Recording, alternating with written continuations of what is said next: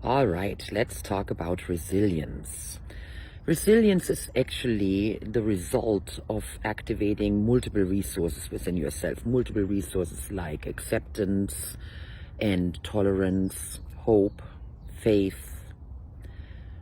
Resilience is also comprised of endurance, stick-to-itness, being able to follow through, determination. And so all of those resources are already within you. You are already having those within you, and you can activate them at will. When you know that you're getting in a tough spot or that you're getting some bad news, you can then actually do little things that will activate those resources within you, so that you have that little voice going in your head saying, hey, it's all going to work out. I can handle it. There will be a solution, and so on and so on. Victim mentality is usually being in a tough spot, looking at life, looking at a certain situation in your life and going, there's nothing I can do about it, it's too hard, it's too difficult, I don't have what it takes, and so on and so on. And we all do that. We all have those moments where we are really good at practicing the victim mentality. And then we can make a choice and say, no, I'm going to be resilient, I'm going to be hopeful, I'm going to activate my acceptance of the situation, I'm going to look at the positive intent, I'm going to tap into my endurance, I know it can work out, I just have to stick to it, and so on and so on. So I'm currently creating an index for all the wonderful resources that we can tap into with certain ideas that I'm attaching to it, and then I'm getting into more of the strategies. So I'm going to give you a taste right now of one of my favorite strategies that's of course very NLP based. Those of you who are studying NLP know about it.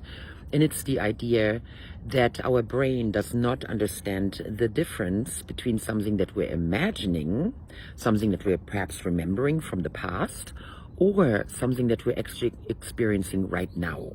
And we can use that to our advantage when we know that the brain will respond appropriately with the thoughts and the feelings that accompany that specific thing that you're thinking about. So when you are thinking about resilience, for example, and that you need more endurance, you're someone who likes to give up easily, you like to procrastinate perhaps, endurance might be a very important resource for you right now.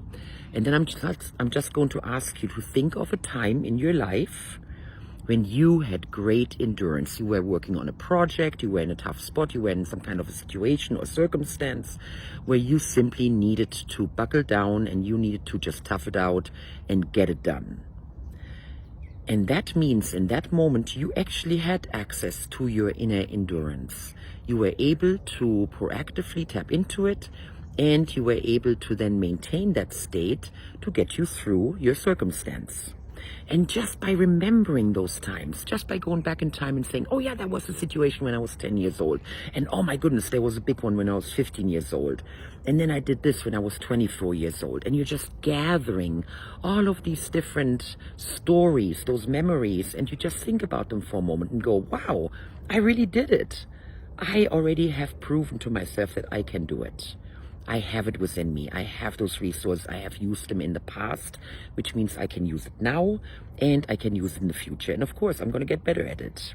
So that's one of the ways that you can very quickly, very easily tap into your inner resources and align yourself with your inner resilience simply by remembering times when you were being resilient. For example, in a specific aspect of endurance. You can do the same thing with acceptance. Think of times in your life right now when you were deeply accepting of yourself and others or a situation. Again, you can just gather it all up, all those wonderful memories, and even write them down, make a list of it.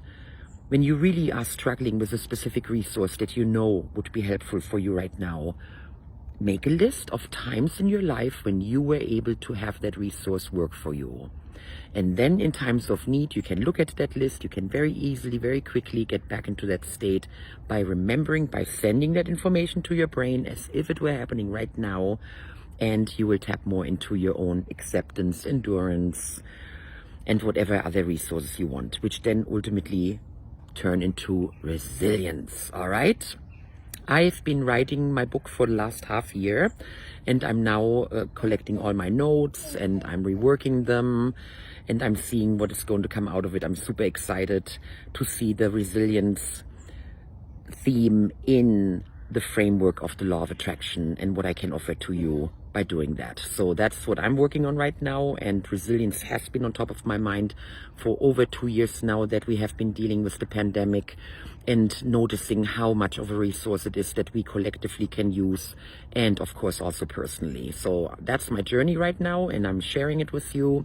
I hope you get something awesome out of it. So remember to just go into memories of times when you had the resource that you need right now, and it will automatically activate in your brain and make it available to you. All right?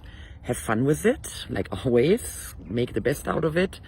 And I wish you a wonderful day, and I will check in with you again later. Have a good one. Bye.